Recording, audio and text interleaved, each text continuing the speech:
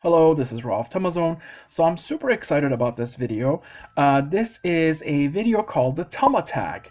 Now what this is a few weeks ago, PandaBunny reached out to me and she suggested that she wanted to make a group collaboration video with a bunch of other YouTubers who also make virtual pet related videos, and she posed a bunch of questions to all of us, and in essence we're all going to upload our videos at the same time today on Thursday and talk a bit about what we do and the questions that she gave. So I think it's going to be a bunch of great questions, and I'm looking forward to giving it some thought and giving some good answers.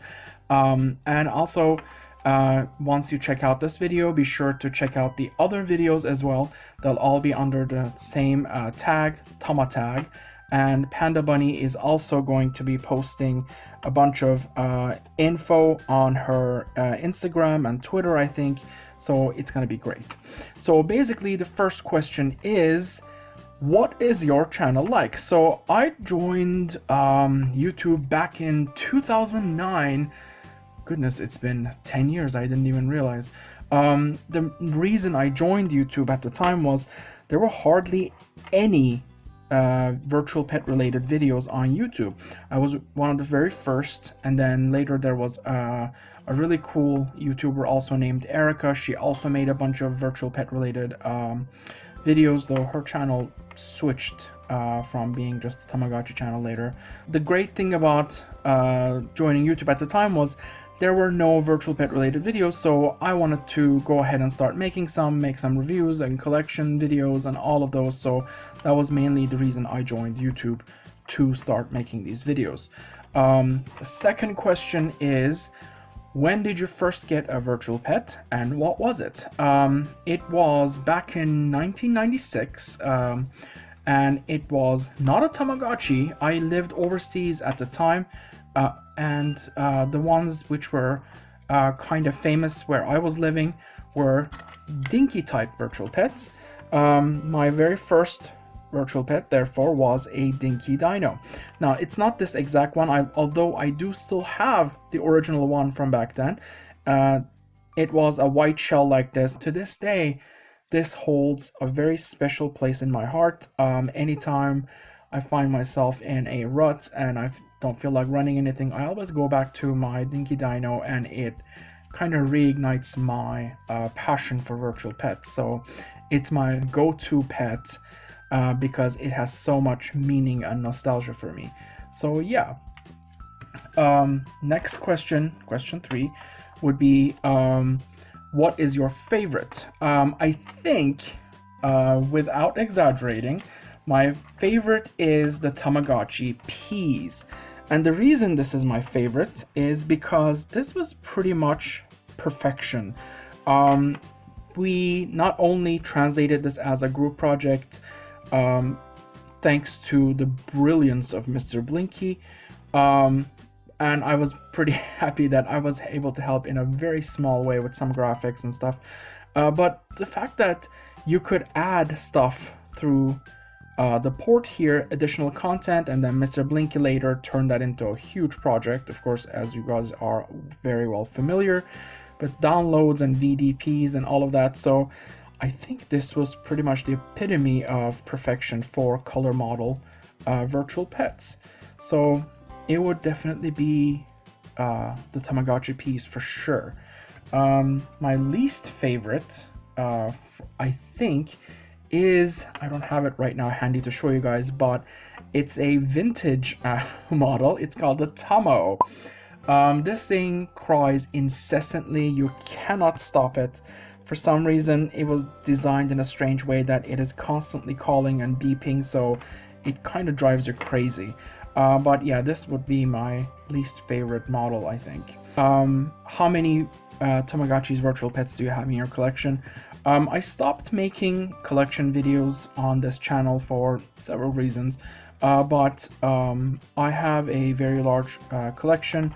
I don't have an exact count at the moment off the top of my head, but if I was to add just in my head, what I've gathered in the last year or so, I would say 1,500 or so is my overall collection. I have every Tamagotchi model ever released, plus different, shells and limited edition ones, and then of course odd pets as well. So yeah, which one do you want the most? I think the biggest one on my wish list, it is the Conan ID Tamagotchi. One just sold recently again on Yahoo Japan auctions, and it sold for over $3,000, so it's way above my budget. So I'm not sure if I'll ever be able to add one to my collection, but that is without doubt my ultimate wish to get one. Only 100 of those were made, so I think it would be pretty cool to be able to add one to my collection at one point in the future. If I was to design a virtual pet of my own, what would it be? This is a pretty fun question because I used to give this a fair bit of thought when I was younger. I used to sit with my friends and we would all design our own, and just on paper, just drawing. So it was always a fun thing to do to pass the time for us. Mine was always a baby, a human baby. So kind of like the Nano Baby, but of course with a lot more animations and features and all of that involved. But yeah, it would definitely be a human baby one that I would add a bunch of cool things to and make it a virtual pet in that way. So yeah. How many do you run normally at once? The most I run at once, I think, is 1 or 2. Normally 1, but sometimes if it's a special one, I run 2 at a time. I'm just busy with work and school and all of that, so I don't really have the time to run a lot of them at once. I know some people run like 5 or 6 of them, and kudos to you guys. I don't know how you do it, but I just don't realistically have the time or the attention to be able to keep them going without killing them. Which ones are you running right now? It would be these 2. These are the German dino pets that I got in the mail not too long ago. I've been posting about it on my Instagram. I don't know if you guys follow me. If not, here is my Instagram. These are really, really cool.